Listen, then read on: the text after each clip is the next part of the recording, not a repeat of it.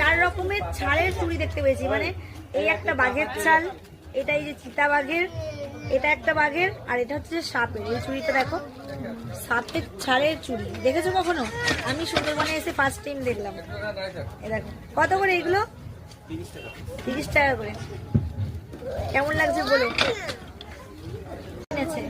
পিঠ চুলকানো আর কিছু পাইনি, সুন্দরবন থেকে কাঠের পিঠ চুলকানো কিনে নিয়ে যাচ্ছে। কত করে বললো এগুলো?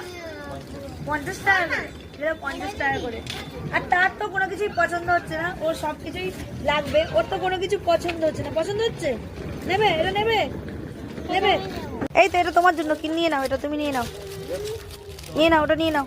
এই যে একটার পর একটা বায়না, এখন আবার কুমির কিনে দিতে হবে। বাঘ সিংহ ছেড়ে এখন কুমির ধরেছে। কি যে বিরক্ত লাগছে এদেরকে নিয়ে এসে, যে কি প্রবলেমে পড়েছি বলার নেই।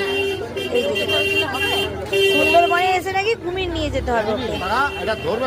এখানে একজন না, কোনো হরিণ নয়, যদি কুমির হয় তো কুমির।